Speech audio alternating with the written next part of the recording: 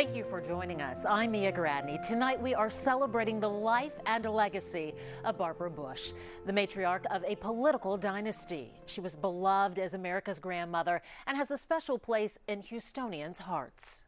Barbara Bush, a mother to one president and wife to another, liked to think of herself as America's grandmother.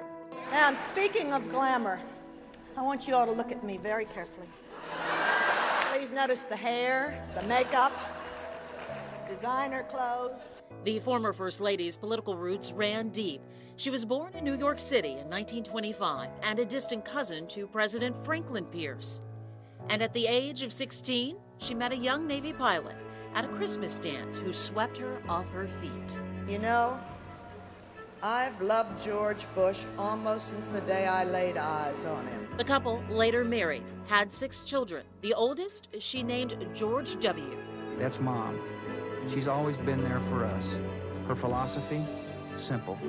Family comes first. But for a family like the Bushes, You did vote yesterday? Terrific news. politics was always there. She campaigned over the years to make sure her family came in first at the polls.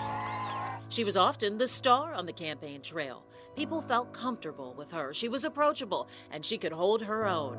From a campaign in Texas Valley to late night in New York. You can punch me. No, please don't. Please don't.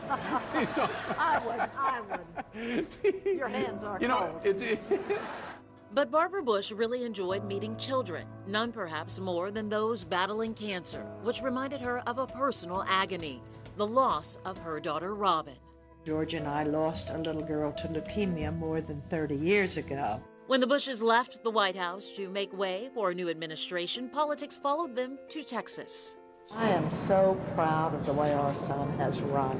I really am. George W. ran for governor, and the family was back on the national scene when he ran for the presidency. Barbara used to tell children they could do anything they wanted. She did it with her own family, however and whenever they wanted to fly.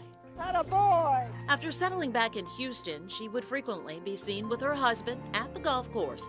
She would still make an appearance, like at a bridge dedication for an old friend. I'm speaking for George, which is more fun these days. Look at your shoes. You like my shoes? And sometimes What size? These are a 17 and a half. she would make new friends These My are feet 9 and a shrunk. half. They said when you get older, you start to shrink. I've shrunk in the most unlikely places. petite for the first time in my life. Ah.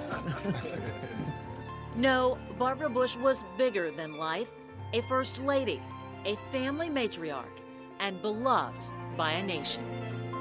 Mrs. Bush led an incredible life, and we will be sharing stories from friends and family. But first, let's talk about her signature cause, literacy.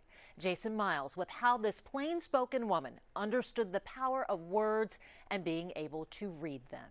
Though her life has faded, these vibrant portraits of Barbara Bush are a testament to her vitality and the cause that will continue to thrive in her name. She recognized that reading can be transformational, and that if more people read, write, and comprehend, that a lot of our world's problems would be solved. Known as the First Lady of Literacy, Ms. Bush helped pass the National Literacy Act in 1991. A foundation she formed 2 years earlier has generated more than $50 million for the cause. And 5 years ago, Neil and Maria Bush began the Barbara Bush Houston Literacy Foundation to specifically benefit the Bush's hometown. You know, far too many children, about 60% of children enter kindergarten lacking requisite pre-literacy skills. Foundation President Julie Baker Fink says Ms. Bush took a keen interest in the organization and happily volunteered her own time. We were setting forth to break the Guinness World Record for the number of children read to within a 24-hour period, and Mrs. Bush said, I want to help, I want to be a reader. Fink's office is filled with photos of her and the former First Lady, from whom she continues to draw endless inspiration. You know, we have been working very hard to carry forth her legacy and realize her vision of empowering more people to learn how to read. Ms. Bush may have put it best herself by simply stating, quote, if you help a person to read, then their opportunities in life will be endless. Standing for Houston, Jason Miles, KHOU 11 News. Mrs. Bush's passion for family literacy began back in the 1980s and even included a guest appearance that reached a generation of young people. This is my friend, Mrs. Bush. Hello, nice to see you again, Big Bird. Oh, it's nice to see you, too. Mrs. Bush is here today to read us a storybook I borrowed from the Sesame Street Library. Now we want to take you not to a library to borrow a book, but a barber shop. Here's Larry Seward with an unusual place for Barbara Bush's legacy to live on. Between clips, cuts, and fades. What book did you choose? Hygienics barbershop owner Quentin Richardson is all about talking, man. I like running my mouth. Can't you tell, man? Hey, when I get in here, I go. And sometimes, man, in my talking, I don't know what type of impact I'm having. He is one of 17 Houston barbers grooming kids for literacy. Their shops, handpicked by Houston Public Libraries, and the health department's My Brother's Keeper program offers little free collections of 50 books that kids can read here or take home. The goal? Get more minority children, especially those in poverty, books to read. Every page donated by the Barbara Bush Literacy Foundation.